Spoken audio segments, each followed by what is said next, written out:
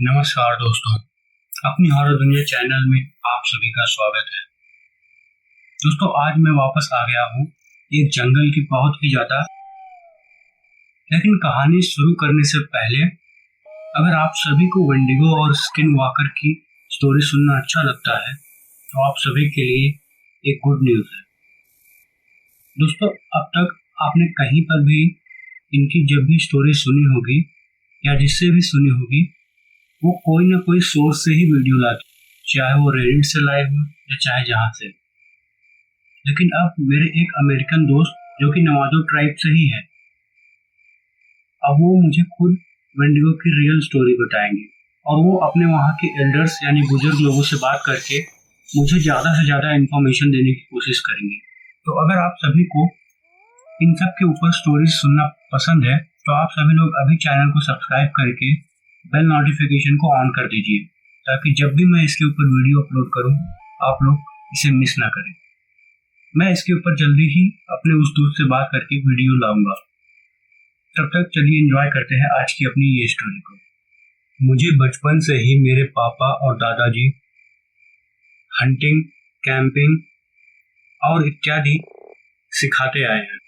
मैं उनके साथ कई बार इन सब जगह पर गया भी हूँ और सच कहूँ तो मुझे हंटिंग करना बेहद ही पसंद है। मैं हंटिंग अक्सर अपने एरो से करता हूँ। मैं अमेरिका के लुइसियाना राज्य से हूँ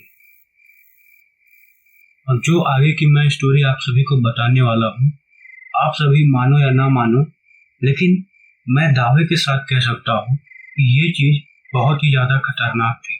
मैं आप सभी से बस एक ही चीज कहना चाहता हूँ कि आप जंगल में इतना अंदर ना जाएं कि आप दोबारा वहां से वापस ही ना आ पाए।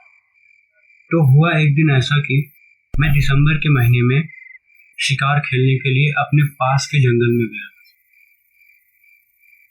मैं ट्रक से जंगल के बहुत अंदर आ गया था और आगे का रास्ता बहुत ही ज्यादा घना था, इसलिए मैं अपने ट्रक को वहीं खड़ा करता हूँ और पैदल ही अपने सारे सामान के साथ आगे चला जाता हूँ।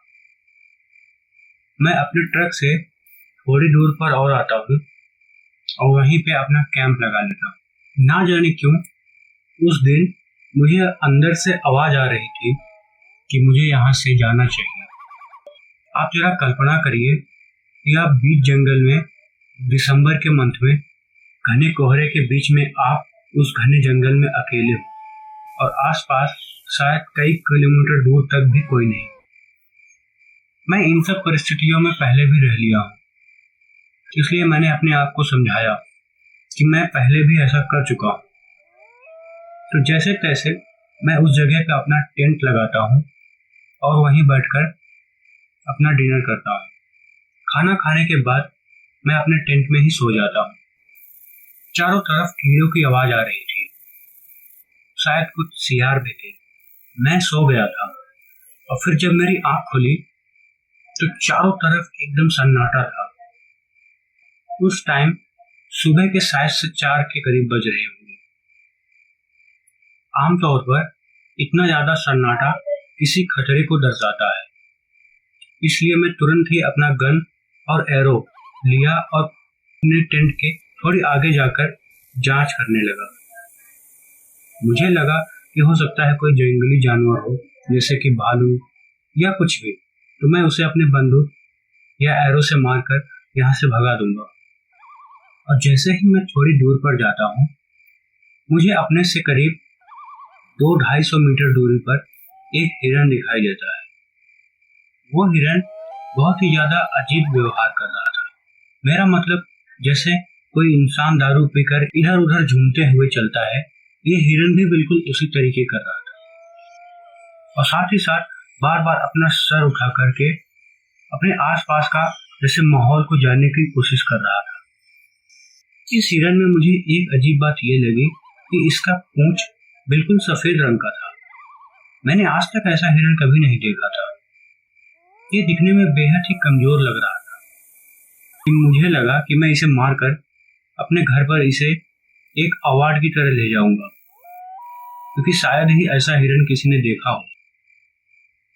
मैं ये सब सोचते सोचते उस हिरन के थोड़ा और पास गया और अब वो मुझसे करीब 150 मीटर की दूरी पर ही होगा। मैं एक गड्ढे में छिपा उसे देख रहा था, लेकिन ना जाने क्यों उस हिरन में से बहुत ही ज्यादा गंदी बदबू आ रही थी। इतनी ज्यादा बदबू कि जैसे कोई सड़ा मांस वहां पे मेरे पास में डाल दिया। हालांकि वो हिरन मुझसे फिर भी काफी दूरी पर था। मुझे लगा कि ये हिरन जरूर ही बहुत ही ज्यादा बीमार है, इसकी वजह से शायद ऐसी बदबू आ रही है, या हो सकता है आसपास कोई सड़ा हुआ जानवर हो। और फिर मैंने अपने तरकश में जैसे ही बाण निकालने के लिए अपना हाथ डाला, और मैंने अब इसे इसकी जिंदगी से आजादी देना चाहा। मैं अपने छोटे भाई को भी ट्रेनिंग दे रहा था, इसलिए मैंने उससे कहा था कि जाओ मेरे तरकश में से कुछ बाण निकाल के प्रैक्टिस करो। और उसने ही शायद से उन सभी एरोज को उल्टी तरफ से बैग में डाला था। इसके वजह से ही जब मैं उस हिरन को मारने के लिए एरो को निकालता हूँ तो उस एरो का ब्लेड मेरे अंगूठे को फाड़ लेता है, और मेरे मुंह से थोड़ी सी दर्द के कारण कराहने की आवाज निकली। मेरे थोड़े से आवाज करते ही मैं ये समझ गया कि अब ये हिरन मेरी आवाज सुनकर भाग जाएगा, इसलिए मैं तुरंत ही अपना सर नीचे करके गड्ढे में बिल्कुल अपने आप को छुपा लिया था। लेकिन मुझे उसकी कुछ भी भागने की आवाज नहीं सुनाई दी। उल्टा मुझे लकड़ियों की टूटने की आवाज सुनाई दी, जो कि मेरी तरफ आगे बढ़ रहा था। जैसे ही मैंने अपना सर वापस से निकालकर उस जानवर की ओर देखने लगा, मैं तो वहीं जम सा गया। मैंने देखा कि वो हिरन अब अपने 2 पैरों पर खड़ा हो गया है, जैसे कि अब वो एक इंसान बन रहा है। उसका मुंह तो बिल्कुल हिरन जैसे ही था, अब उसके हाथ और पैर बिल्कुल इंसान जैसे बन रहे हैं। उसकी आंखों में ऐसा लग रहा था 2 काले काले बड़े बड़े गड्ढे हैं। मुझे समझ में नहीं आ रहा था। मैंने तुरंत अपने धनुष से उस पर निशाना लगाया और उसके ऊपर वो बाण छोड़ दिया। लेकिन ये क्या, उस लोहे की तीर से उसको कुछ फर्क ही नहीं पड़ा। वो बाण उसको ऐसे जाके लगी जैसे कि कोई खिलौना हो। उल्टा मेरे इस चीज ने उसे काफी गुस्सा दिला दिया था, और अब उसने एक जोर की दहाड़ मारी। वो दहाड़ इतनी भयानक थी कि उसे सुनने के बाद मैंने ये सोच लिया था कि आज मेरी मृत्यु तो निश्चित ही है। और अब वो तेजी से मेरी तरफ भागते हुए आने लगा। इतने में ही लकीली मेरे जेब में जो गन थी, मैंने उसे तुरंत उठाया और उसके ऊपर चला दिया। वो गोली उसे लगी तो नहीं, लेकिन उस गोली की आवाज सुनकर वो वहां से भाग गया, और यही मेरे लिए मौका था। मैं भागते हुए अपने टेंट की ओर ना जाकर सीधा अपने ट्रक में गया और अपना ट्रक चालू करके सीधा वहां से अपने घर पे ही रुका। और फिर जब दिन का टाइम आता है तो मैं अपने एक दोस्त को लेकर दोपहर में उस जगह वापस गया, तो मैंने देखा मेरा टेंट पूरी तरीके से बर्बाद हो गया था। किसी ने पूरा खाने का सामान इधर उधर फेंक दिया था, पूरा सामान बिखरा पड़ा था।